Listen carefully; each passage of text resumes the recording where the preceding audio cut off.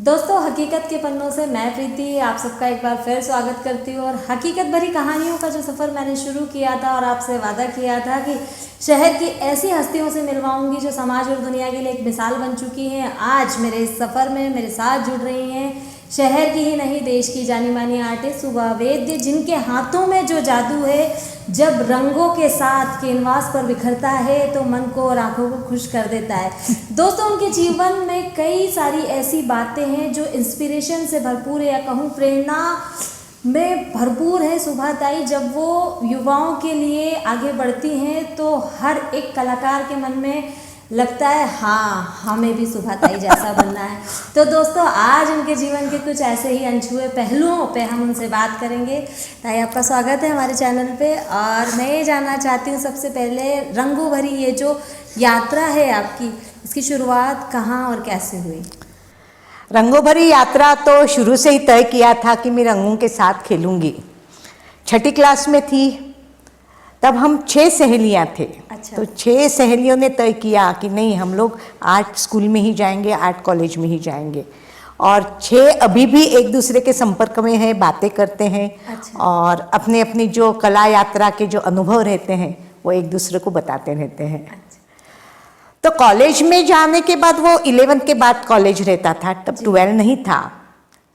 तो पिताजी ने ऐसे कहा, अरे शुभा, 5 साल का डिप्लोमा तुम्हारा है, लड़कियों के लिए बहुत बड़ा हो जाएगा। मैंने कहा नहीं, नाना कहती थी मैं पिताजी को, नहीं नाना, मैं तो कॉलेज में ही जाऊंगी और मेरे को ड्राइंग ही करना है, क्योंकि पढ़ाई में इतनी अच्छी नहीं थी। अच्छा। और जब कॉलेज में गई तब वो एक एटमॉस्फेयर जो अपना वाला था वो मुझे मिल गया। मेरिट में आ गई, फर्स्ट रैंक आती थी। 1 साल मैंने बांद्रा स्कूल ऑफ आर्ट में निकाला। उसके बाद मेरिट में आने के बाद जे स्कूल ऑफ आर्ट में मुझे एडमिशन मिल गई। तो ये जो सफ़र रहा, अब कौन सा ब्रांच लेनी। अच्छा। तो एक तो क्या, तब एडवर्टाइजिंग या हम लोग कहते हैं अप्लाइड आर्ट, जो उस समय अच्छा था, हाथ से ही पूरा काम करना पड़ता था, तो मैंने अप्लाइड आर्ट लिया था। अप्लाइड आर्ट के कारण ही मुझे इंदौर आने का मौका मिला शादी करके। अच्छा। क्योंकि जो मिस्टर शुभा है, अच्छा। वो भी जे स्कूल ऑफ आर्ट के ही है, लेकिन वो प्रिंटिंग में थे और मैं अप्लाइड में थी, वो सीनियर था। और उन्होंने एक एडवर्टाइज दी थी, हमारी प्रेस है, प्रिंटिंग पैकेजिंग का बिजनेस है। अच्छा। तो उनको ऐसी लड़की चाहिए थी कि जो प्रेस में काम करे, एडवर्टाइजिंग डिजाइनिंग करे। ससुर जी थे, वो भी ललित कला अपने कॉलेज के फर्स्ट बैच के स्टूडेंट थे। अच्छा। देवड़ालीकर जी ने उन्हें सिखाया था। अरे वाह। तो उनके बैच के MF हुसैन, DS जोशी थे और MS जोशी थे।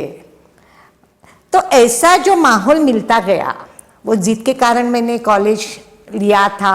ससुराल में भी वही माहौल मिला और उस माहौल के कारण जो कला यात्रा रहती है वो निरंतर होती गई और अभी तक होती रहेगी, यही विश्वास मेरा है और मैं काम करती रहूँगी। मतलब ये जो यात्रा है, माहौल ने बहुत आसान बना दिया आपके लिए। ताई, रंगों की खूबसूरती के साथ ही जब कैनवास पे आप लोग काम करते हो तो वो हर बार नया होता है, क्रिएटिव होता है। तो ये सोच, क्रिएटिविटी कैसे आती है? क्योंकि आपको पता है सेम वर्किंग तो लोग पसंद नहीं करेंगे, तो फिर उसके लिए क्या दिमाग में चलता है, क्या क्या चीज़ें आती हैं? नहीं, क्या होता है, एक हर एक की रुचि रहती है रंगों के बारे में। अभी मुझे कूल कलर्स, हम लोग कहते हैं नीला हरा वगैरह जो रहता है, वो थोड़ा कम पसंद है जी।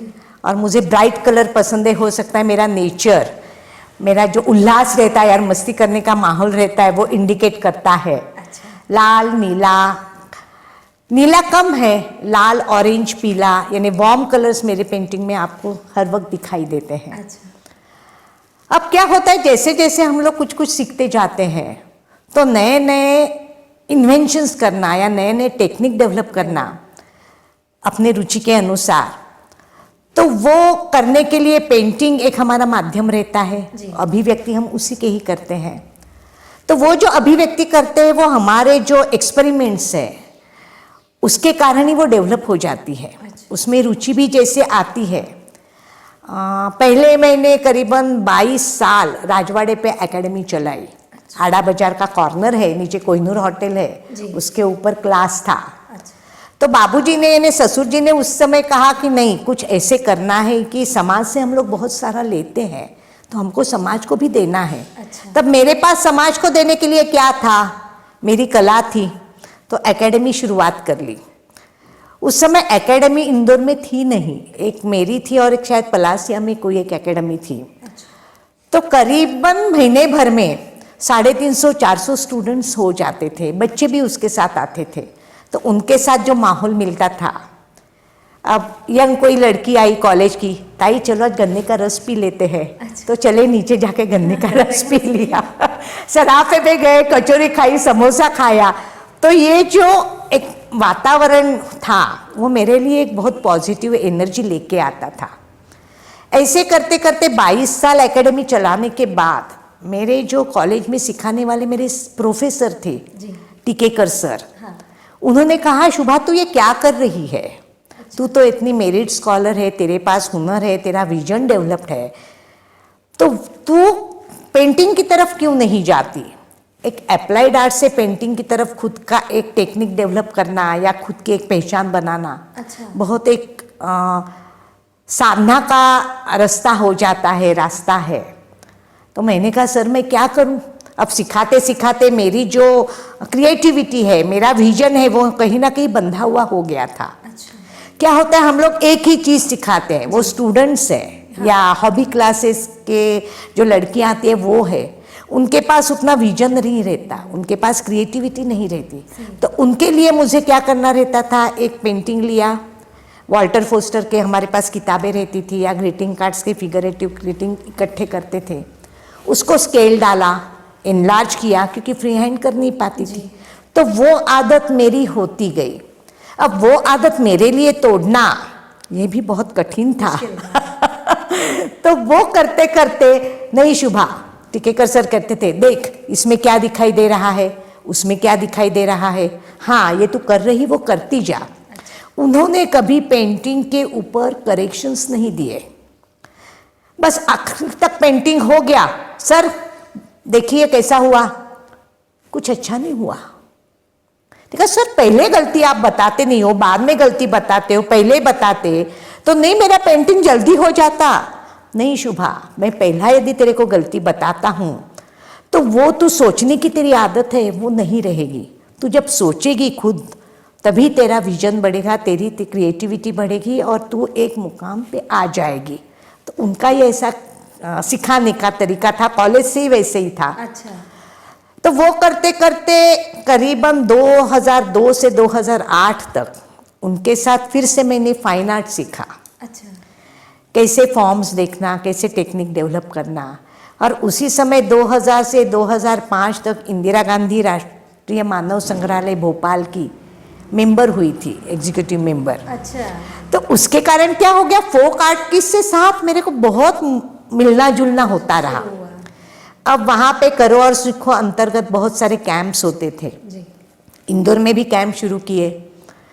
तो कैंप करते करते उन कलाकारों के साथ मिलना, ओरिजिनल कलाकार थे, उनमें कोई मिक्सिंग नहीं था कंटेम्पररी का। तो ओरिजिनल फोक आर्ट सीखना ये एक मेरे लिए एक प्लस पॉइंट रहा।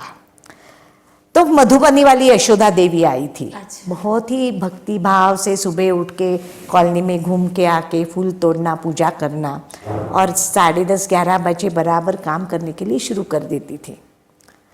तो उसका जो करना और उसका जो शांति से काम करने की उसकी जो आदत थी वो कहीं ना कहीं मेरे ऊपर भी छाप पड़ गई। अच्छा। बहुत शांति से काम करती थी, जैसे हम पूजा करते हैं ना, हाँ। वैसे ही कला एक उसकी साधना थी यार, पूजा थी। तो मधुबनी करते करते करते करते मधुबनी की जो कैरेक्टरिस्टिक है वो मेरे को बहुत पसंद आने लग गई। उसके जो ब्राइट कलर्स है, primary colours, secondary colours, colour mixing नहीं होता था, बारीक लाइन है, उसमें कचहरी है, तो वो करना इतना इम्प्रेसिव हो गया मेरे पेंटिंग में भी। तो उसके सिवा मैं कुछ नहीं सोच पा रही थी। जब भी देखो तो मधुबनी मधुबनी मधुबनी। फिर सर ने डांटा, ये क्या कर रही है, इससे अब बाहर निकल, ये बार बार तेरे को करना नहीं है, एक बार सीख लिया छोड़ दो, कुछ नया करने की आदत डालो। तो वो नए करने की आदत जिंदगी भर में अभी तक रही है। और हर वक्त सोचती हूँ नहीं, 1-2 साल हो गए, वो मेरा एक टेक्निक, मेरी शैली है, वो जो हो गई वो हो गई, अब उसमें मेरे को ही कुछ नया करना है। क्योंकि हम लोग भी बोर हो जाते हैं यार, वही का वही क्या करना है, कुछ नया करे तो अपने लिए भी अच्छा है। तो वो करते करते करते करते इतने सारे टेक्निक्स और काम करती गई। फिगरेटिव काम ही था, मॉडर्न या एब्स्ट्रैक्ट मेरे को पसंद नहीं है क्योंकि मेरा नेचर नहीं है। तो ये करना, और वो जो फोक आर्ट करीबन 25 से 26 फोक आर्ट के कैंप हो गए थे। तो हर एक कैंप में जो सीखती थी उसके फीचर्स अलग है, उसका डेकोरेशन अलग है, उनके कलर्स भले सेम है, लेकिन उनका जो टेक्निक है या उनके जो नाक है, होंठ है, ज्वेलरी है, तो वो करते करते करते करते हर एक पेंटिंग में कोई ना कोई एक फोक आर्ट का इम्प्रेशन आने लग गया। और कभी कभी क्या हुआ कि एक ही पेंटिंग में 2-3 फोक आर्ट के इम्प्रेशन आने गए। अच्छा। क्योंकि ज्वेलरी मेरे को पसंद है, मेरी शैली में बड़ी बिंदी तुमको दिखाई देगी यदि मैं भी ज्वेलरी पहनती हूँ, तो मेरे को वो जो फिगर है वो भी अच्छी सजी धजी लगती है। ऐसे नहीं कि वो कोई ऐसी दुखी है या और कुछ ऐसी बैठी है, कुछ पहना नहीं है, वो पसंद ही नहीं आता। तो हर एक पेंटिंग में जो मेरी शैली है उसमें आपको बड़ी बिंदी दिखाई देती है, ब्राइट कलर्स दिखाई देते हैं, हर एक ज्वेलरी दिखाई देती है, और ऐसे करते करते ये यात्रा अभी यहाँ तक पहुँच गई है। ताई, पिछले 10 साल में, 8 साल में काफ़ी समय बदला है, टेक्नोलॉजी बहुत ज़्यादा हावी हुई है हम पे, और कहीं ना कहीं पेंटिंग की जो कला है ये ज़्यादातर ऑनलाइन हो गई है, कंप्यूटराइज्ड हो गई है। इसके बारे में क्या आपकी राय है, और क्या आप और यंगस्टर्स को बताना चाहती हैं? कहीं ना कहीं ये जो हमारी हैंड पेंटिंग है उसको दबा रहा है ये आर्ट, या और बेहतर होता जा रहा है? आपकी नज़रों में आप इसे कैसे देखती हैं? एक तो अभी क्या लगता है कि आपके पास परोसा हुआ खाना मिला है। अच्छा, ऑनलाइन है तो परोसा हुआ खाना ही है। राइट। आर्टिस्ट जो है या जो कॉलेज स्टूडेंट्स है, जी, अब नया करने के सोचते बता, पहले तो देखते हैं यार, देख तो लूँ मैं ये मोबाइल में क्या है, ऑनलाइन कौन कौन से आर्टिस्ट के पेंटिंग्स आए हैं। हाँ। तो वो करते करते उनका जो सोच है वो कहीं ना कहीं रहती ही नहीं है। वो सोचते यार ये देख लिया, यहाँ का कॉपी पेस्टिंग कर लिया, वहाँ का कॉपी पेस्टिंग कर लिया, और ऐसी वो आर्ट उनकी होती रही है। अब जो विजन या देखने का नज़रिया हमारे सर ने हमारे में डेवलप किया, वो क्या भी हो सकता है उससे मोबाइल के ऊपर पेंटिंग्स देखें? मुझे लगता है कि नहीं होगा। वो अनुभव करने की बात है, और अनुभव ही आदमी का गुरु रहता है। अनुभव से ही हम लोग कुछ सीख जाते हैं। यदि मेरे को मम्मा ने बता दिया होगा, चल सुबह आज सब्जी बनानी है, पहली बार सब्जी किसी की खाना तो अच्छा बनेगा ही नहीं, वैसे भी तुम्हारा पेंटिंग भी नहीं बनेगा। तुमको उसके ऊपर अभ्यास करना पड़ेगा, उसके ऊपर बहुत सारा काम करना पड़ेगा, नए नए कलर्स के एक्सपेरिमेंट्स करने पड़ेंगे, तो ही एक कहीं ना कहीं स्टेज तुम्हारी आ जाती है। तो वो कटिंग पेस्टिंग या रेफरेंस लेके नहीं आ पाएगी, विजन डेवलप नहीं हो पाएगा, और खुद को सोचने की जो आदत है वो नहीं लग पाती है, ऐसे लगता है। ताई, एक और चीज़ जो आज के कलाकारों में मैं देखती हूँ, मुझे ऐसा लगता है कि कलाकार बस कॉलेज शुरू हुआ फाइन आर्ट का, उन्हें ऐसा लगता है अर्निंग शुरू हो जाए, तुरंत अर्निंग शुरू हो जाए। ये है, आप भी ऐसा ही देखती हैं? तो उन लोगों के लिए कोई सलाह आपकी कि किस तरह से, क्योंकि ये इजी नहीं होता है कि आप आए और आपकी अर्निंग शुरू हो जाए। आप लोगों ने भी इतनी मेहनत की। नहीं, अर्निंग तो हर एक को करनी चाहिए, और होता भी है एक हमारी नज़रिया कि हमको आगे जाके कुछ कमाना है।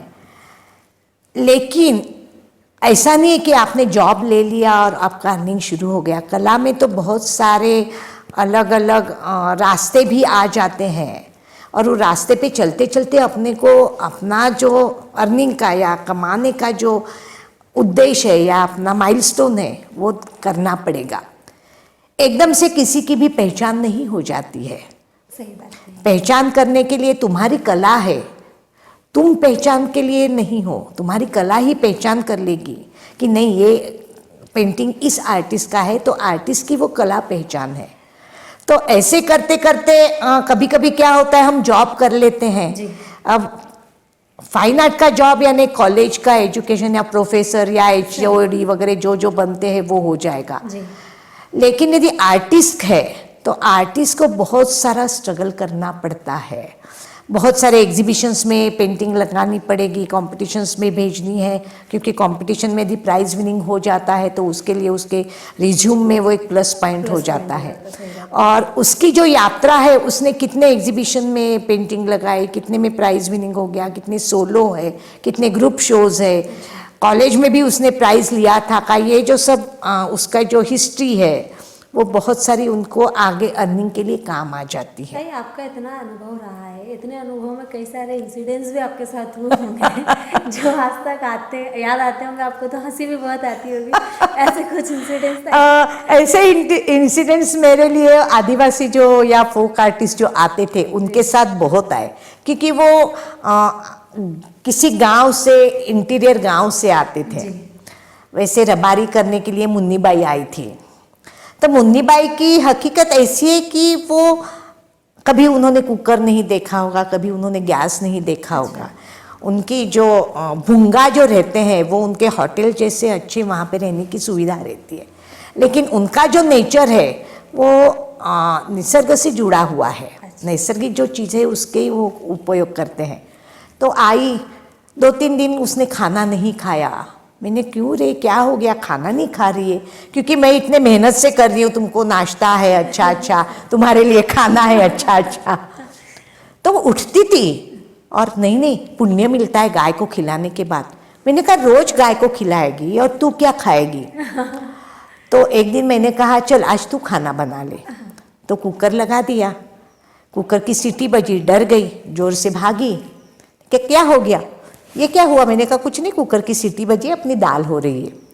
तो दाल और सब्जी का तड़का उसने लगाया। अब तड़का लगाते समय उसने समझ ले आधा किलो मेरी सब्जी होगी, तो आधी कटोरी मिर्ची, आधी कटोरी तेल और नमक और टमाटर, 3-4 टमाटर आधा किलो सब्जी के लिए थे। तो ऐसी जब वो तीखी तीखी सब्जी उसने बनाई, तीखी दाल बनाई, तो उस समय वो शांति से खाना खाया। अब क्या होता है, जरा सा भी बचता है तो हम लोग फेंकते नहीं है, अन्न है पूर्ण ब्रह्म म्हणतो। तो प्रकाश को बोला, प्रकाश अरे इतनी सी सब्जी बची है, इतनी सी दाल बची है, चल अपन खा लेते हैं। एक दिन खाई, दूसरे दिन हम लोग खा नहीं पाए क्योंकि पेट में जलन होने लग गई।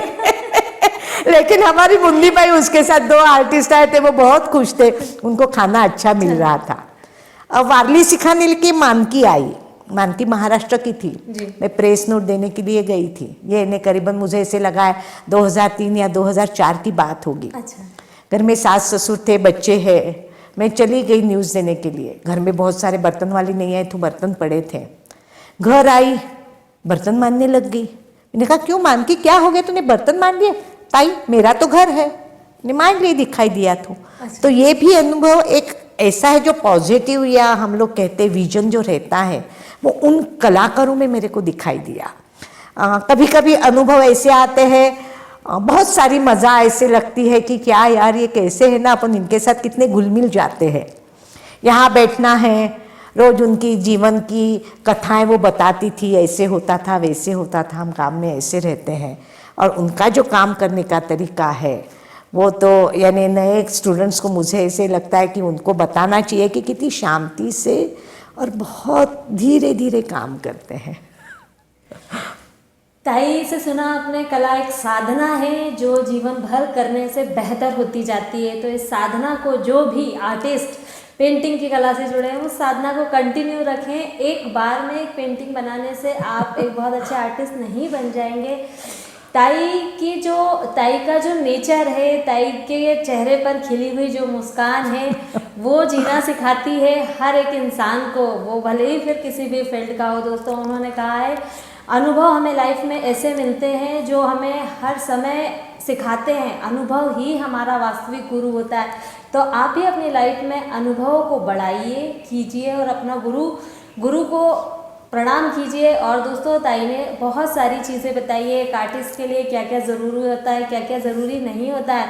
उन्होंने अपने घर के माहौल से रंगों की इस दुनिया को पूरी दुनिया में फैलाया है, देश भर में लोगों को जाना है। आज भी वो हर कदम पर सीख रही हैं, अपनी शैली को हर तरह से इनोवेटिव बनाने की कोशिश कर रही हैं। तो दोस्तों ऐसी ही हमारी शुभादाई जिनसे हमें सीखने को मिल रहा है और उनसे ज़िंदगी से जुड़े हुए और भी कुछ खास पहलू हम जानेंगे। देखते रहिए हकीकत के पन्नों से।